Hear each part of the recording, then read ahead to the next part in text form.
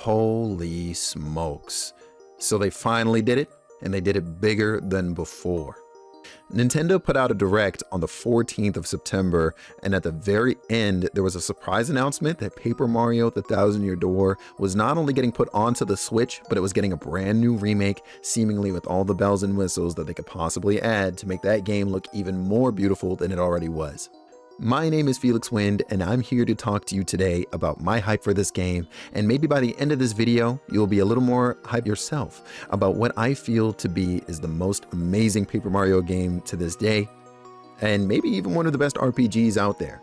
In case this is your first time playing the game, I'll avoid getting into spoilers for specific plot points, but sort of share a little bit about why it is I'm excited about this game. So back when this game originally came out in 2004, off of the heels of the first game, it was beautiful. Paper Mario is on another adventure and he's visiting Rogueport, and if you watch the opening cutscene before the title screen, you'll see that Princess Peach takes like some sort of shady deal, and ultimately it results in her getting kidnapped again. When you actually start your save file and open your file up though, Mario of course arrives late to the scene, the princess is already gone, and you meet your first companion through a series of kind of unfortunate events, and her name is Goombella. Goombella is a really cool character. For those of you who played the first Paper Mario game, she is pretty much the Goombario replacement, and already you kind of see where the patterns may start to go in if you've played Paper Mario 1 on the N64. Afterwards, Mario is given a map, he locates the Thousand Year Door, and from there you're on your adventure, and the adventure is amazing.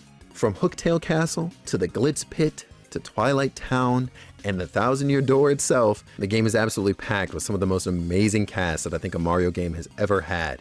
You've got your quirky characters, you've got your characters with brooding personalities, you've got the characters that are only in it for romance and doing selfish things, you've got the characters that are very timid, you've got the characters that are very energetic, and everywhere you go, the game is oozing with personality. And if you ask me, the way that they springboarded off of the mechanics behind the first game into this sequel was seamless. Like, if you've not played the first Paper Mario game, you totally should before you play this one, in my opinion. Even though there aren't any direct story links or anything like that, I think you would find more appreciation in the advancement of mechanics. Like, in every way, I think that this is very much like a true sequel in more than just some sort of narrative way. That said, if you haven't played the first Paper Mario game, don't worry. Nintendo's got you covered with the Nintendo Switch Online. It is available on the Nintendo 64 emulator for you right there. So, get it downloaded, give it a shot, and have fun. At the time of this recording, we don't have any specific details on changes they might be making, besides the updated graphics, but just at a glance, it does look like this will be a pretty faithful remake, and if they do happen to add anything to make certain aspects of the game easier or more accessible and such, I'm sure we'll learn about that with time, and I am holding out for anything that they might be doing, because I do believe that Nintendo is pretty good about making sure that their games remain that way for just about everybody, to be honest. One thing that remains true about the game, though, is that much like other Paper Mario titles that some of you may be familiar with, the dialogue is as quirky as ever, very engaging, highly fun, and pretty diverse among all the characters. You'll see a bunch of different character types that share a bunch of different tropes or a mix of them, and rarely, I think, are anyone's characters the same unless they belong, of course, to a specific faction, like the bad guys versus the good guys versus the supporting cast, that sort of thing. So there are glimpses of it in the trailer, but this game actually has within it what I think all Paper Mario games should have stayed with, and that was keeping the paper mechanics of the game, or of Mario in particular, strictly sort of like an RPG-based thing versus a world-based thing.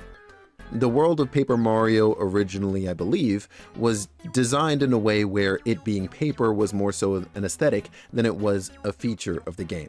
For example, in Paper Mario: The Origami King, they actually have to summon a giant fan out of the ocean at some point in order to blow mist away for them to carry on with the adventure.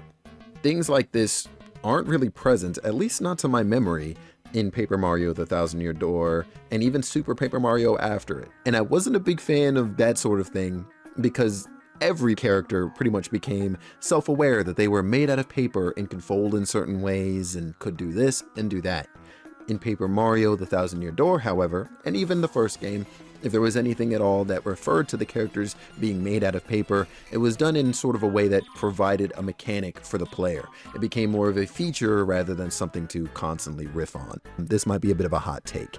That said, at the same time, kind of even going back on what I had just said, they do have mechanics in the game that you see in the trailer where Mario literally just, turns sideways and he's able to fit into like tighter crevices because of course he's made out of paper, or turns into a paper airplane which you can use to go across gaps and so on and so forth. There are abilities like that, but you'll see when the game comes out how it is that even plays into the game narratively. And it makes it more of a sort of like funny Easter egg sort of thing, as opposed to it being like a, hey man, you're made out of paper, like check this out, like here is this power up that you've been given. I won't say anything more than that. You'll see it when the game is out if you don't already know. Those of you who have played the game, you know exactly who and what I'm referring to. Again, as far as the plot goes, I won't go into any spoilers, but you can definitely expect a few crazy twists and stuff, plays on mechanics that you would never expect the developers to maybe poke fun at or expose the silliness of within the confines of what makes this game an RPG true. It made the experience very memorable and extremely fun. As a small example, numerous things they actually did leading up to and during the events of the third chapter, which many actually recall as being probably the best chapter in the game, at least for them, and it might be mine too. Well, maybe that'll change when we actually get our hands on this remake. For those of you who are wondering what I'm talking about, I'm referring specifically to the Glitz Pit. I won't say anything more than that, but I do think everything involving this chapter has kind of a lot of shine and polish to it from beginning to end. And it might actually also introduce one of the best partners in the game as well. By the time we get around to this game, whether you've played it or not, I do hope that everybody remembers the experiences they had growing up with this game or whenever they were exposed to it. For those of you who are new to the game, I do hope that you find enjoyment in it, and also share with us that this is probably the best Paper Mario games to ever come out. Greatness is coming to the Switch next year, hopefully sooner rather than later. Until next time, this has been Felix Wind, and if you liked this video, make sure you like, comment, and subscribe. Do all of those things down there, and make sure you check me out on all my other links. That stuff is in the description down below, and yeah, let me know what you're excited about with this game, whether you're new to playing it or not. Thank you so much for watching, and I'll see you in the next one.